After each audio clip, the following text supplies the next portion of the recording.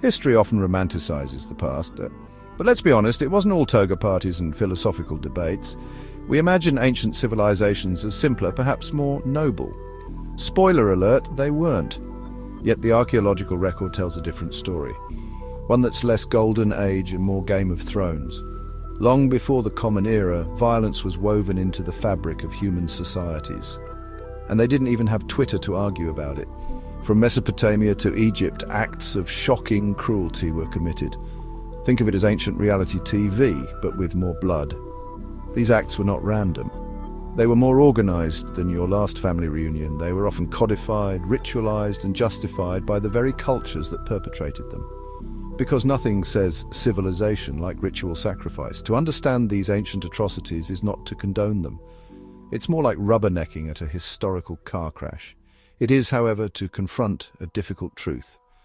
Humans are capable of great darkness, and apparently great drama. By studying these grim chapters of history, we gain a more nuanced understanding of our own nature, and maybe feel a bit better about our own bad days. We must remain vigilant in the present, because history has a nasty habit of repeating itself. By understanding the motivations and justifications behind these ancient acts, we equip ourselves to recognize and challenge the seeds of similar behaviors in our own time. Or at least we hope so, because if we don't, we might just end up as a cautionary tale for future archaeologists. The ancient city of Ur, located in modern-day Iraq, offers a chilling glimpse into the practice of human sacrifice. Talk about a killer party? Excavations in the 1920s unearthed mass graves, now known as the death pits. Not exactly the kind of pit stop you'd want on a road trip. These pits contain the remains of dozens of individuals arranged in what appears to have been a ceremonial manner. Guess they took dressed to kill, quite literally. Among the dead were servants, soldiers, and even musicians. Looks like the band played their final gig. Many were buried with elaborate jewelry and other valuable goods. Talk about taking your bling to the grave. This suggests that these individuals were not simply murdered. They were given a VIP pass to the afterlife. They were sacrificed, perhaps as part of a royal funeral or other important ritual. Talk about a send-off fit for a king. The death pits of Ur offer a stark reminder of the brutality that can exist within human societies. And you thought your last family gathering was rough. The fact that these sacrifices were likely carried out with the consent and participation of the community makes them all the more disturbing. Guess it was the original community service. The Assyrians, who ruled a vast empire in Mesopotamia from the 9th to 7th centuries BCE, were renowned for their military prowess and their exceptional cruelty.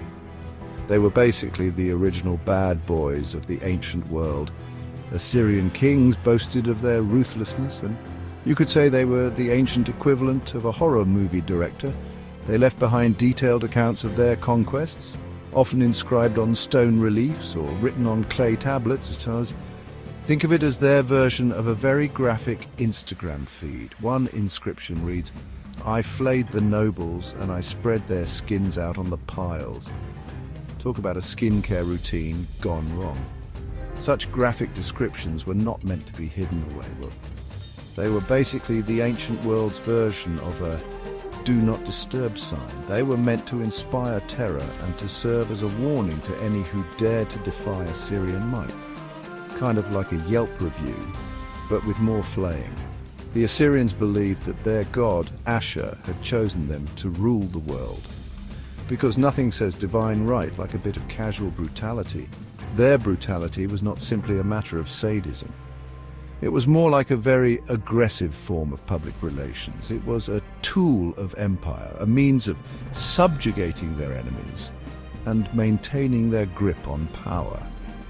Because nothing says we're in charge like a good old-fashioned flaying. The Assyrian Empire eventually fell, a victim of its own internal strife and the combined might of its enemies. Guess they couldn't flay their way out of that one. Evidence suggests that cannibalism, the act of consuming human flesh, was practiced in prehistoric Europe. Talk about a paleo diet. Archaeological sites dating back thousands of years have yielded human bones bearing cut marks and other signs of butchery. Guess they didn't have a no meat on Fridays rule. These findings indicate that humans were not simply killed and eaten out of desperation. They were the original happy meal. They were systematically dismembered and consumed, likely as part of a ritualistic practice. Dinner and a show, anyone? Some theories suggest that it was driven by nutritional stress, particularly during times of famine. When you're hangry, anything goes. Others propose that it had a ritualistic significance, perhaps related to ancestor veneration or the absorption of an enemy's strength. Talk about taking "you are what you eat" to a whole new level. Regardless of the motivation, the evidence of cannibalism in prehistoric Europe challenges our assumptions about the behavior of our ancient ancestors. They were definitely not picky eaters. The ancient city of Carthage, located in modern-day Tunisia, is infamous for the practice of child sacrifice. Talk about a tough crowd for kids' birthday parties.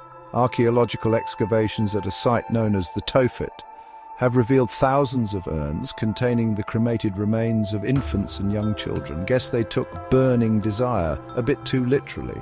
These children, mostly firstborns, were offered to the gods Baal Hammon and Tanit. Firstborns always get the short end of the stick, don't they?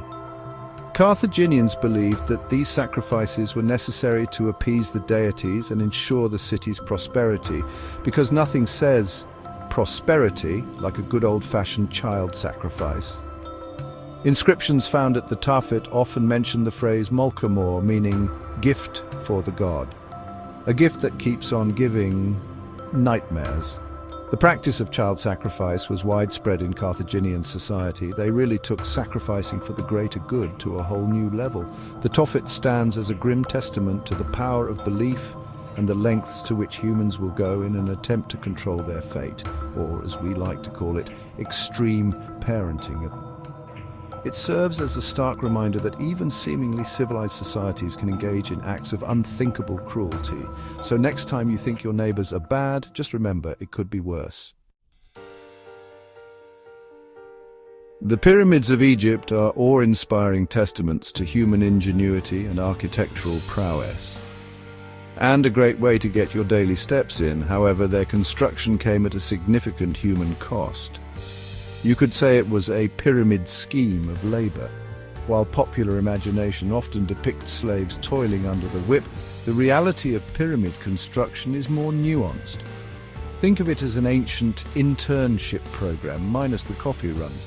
Evidence suggests that the pyramids were built by a labor force comprised of both skilled artisans and unskilled laborers.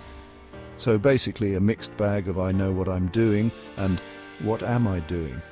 These workers were likely drawn from the general population. Congratulations, you've been drafted to build a wonder of the world.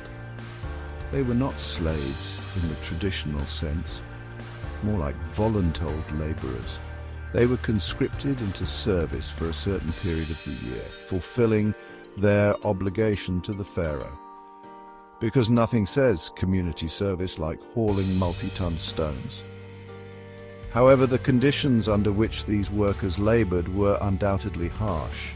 Think of it as the original extreme workout. The work was physically demanding and dangerous.